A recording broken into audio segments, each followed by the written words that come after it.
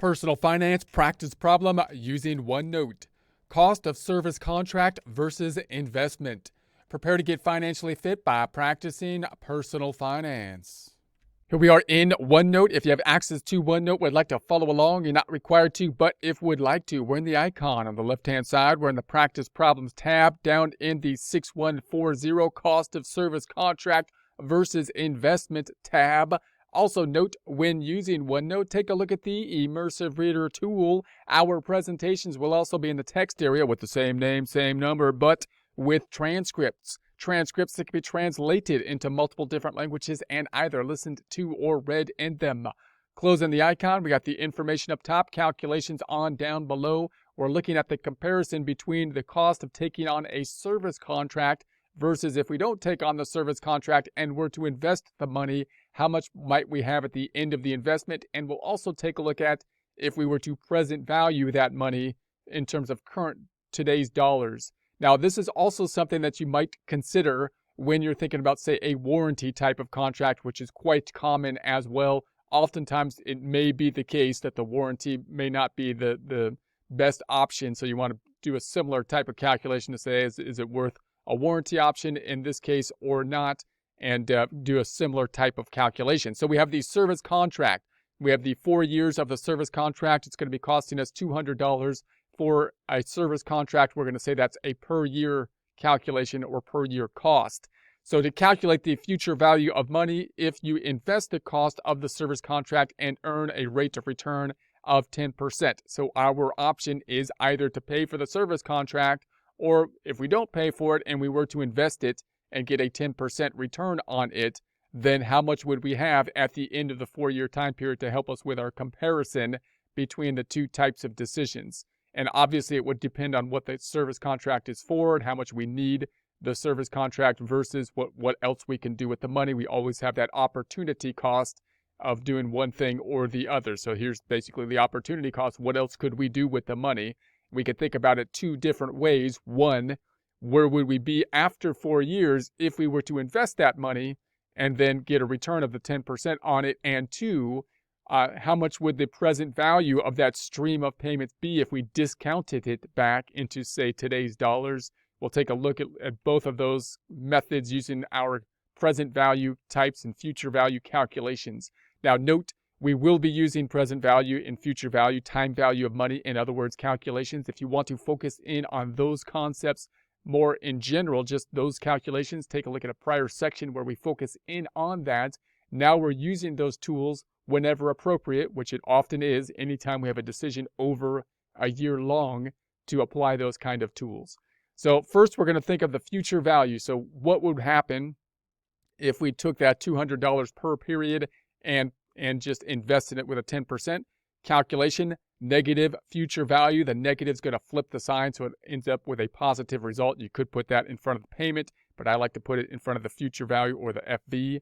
And then brackets, the rate is going to be that 10%. We're going to have an annual rate that we are using, comma, number of periods. The number of periods is going to be 4 years, yearly periods in our case, comma, the payment. The payment is going to be $200. We're going to say that we're putting $200 in each of the 4 years. That means that after 4 years, in the future, 4 years later, we will have a future value of the $928.20. We can verify that with a table, which we'll do in a little bit, so we can see the earnings per year, which I kind of like to do. I think it's a useful tool to do. But before we do, we can also say, hey, look, and note when you're dealing with other people and they're giving you an argument as to what they think the best option for you to do will be, notice where their framing will often be. So if the argument is to say, hey, look, it's silly to put money into the service contract because look what else you could do with the money, you could clearly see where their opinion is. And they're going to use the argument of the future value because they'll say, hey, you could invest it at 10% and you could be at the $928.20 after 4 years. So what are the incentives if someone is trying to persuade you to do that option? Well, then what they might do is they might increase the rate, like 10%. They might use a higher rate of return. I'm not saying 10% is unreasonable, but just note that if someone's trying to argue on one side of the case, then typically, in this case, if they're trying to argue that you'd be better off in order to invest the money, they may use a higher percent than you otherwise would, possibly. This percent note should be taking into consideration the interest rate, which would be like 1 to 3%, so that the time value of money, just in terms of the purchasing power going down, and also possibly what else you could do with the money, meaning your opportunity cost, how much you can, in essence, get if you were to invest it. In this case, obviously, that would be directly what we're thinking about, because we're thinking about putting the money into an investment, what kind of return we can get on that. The other thing is that we're focusing in on future dollars, where we will be in the future, which are kind of inflated dollars, because you're talking about future money and we're not 4 years out, we're in the present.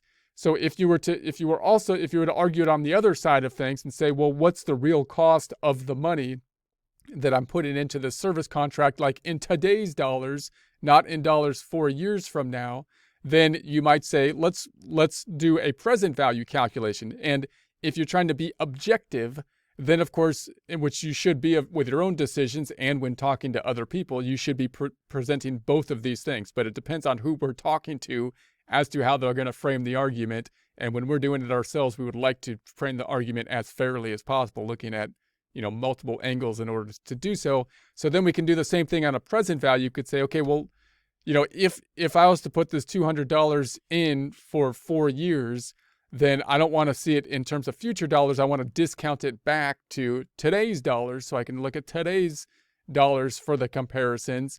And if I use that same 10% discount rate, meaning the opportunity cost, what I can do with the money, otherwise I can earn the 10% on it, then I'll discount it back at the 10%. Now you might use, another percent to discount it back. You could use what you think the inflation rate is, like 1 to 3% or something like that. So in any case, we'll use the 10% to discount it back. So we're going to say negative present value. The rate then is going to be that 10% annual, comma, number of payments is going to be 4. So we're going to say 4 here, and then comma, the payment is going to be the $200. So if we discount that back, then we're saying in today's dollars, the 200 over 4 periods would be the 634. So in other words, if we're paying $200, 200 times 4 years, it would be $800. But if I discount it back, because some of those $200 payments are being paid in the future at the 10%, we're looking at the 634. So in other words, the cost over the life would be $200 in 4 years of the 800, discounting it back, the 634. If we discount it forward or pull it forward to what we could earn on it, we're at the 928 in future dollars. Now you can do a comparison between these two. Let's think about a running balance as if we're doing the future value calculation and investing the money, and then we'll discount that one amount back so we can see how these two things tie together, and we'll get down to this 634 again. So in other words, if I was to invest the money, $200, also note, if we're looking at an annuity, we're putting $200 in for 4 years, we're assuming. The annuity is usually assumed to start at the end of the first period. So that gets a little confusing. Are you putting it in at period 0 or at the end of period 1? So here, normal annuity calculation, end of period 1. That means there's no increase, interest, or whatever other gain in the first year. We just got the 200 increase or 200 investment. Then we take the 200 times the 10%, 0.1, $20 on the increase, the $20 plus we're putting another 200 in, 200 plus the prior 200, 200 gives us the 420 that we have after year 2.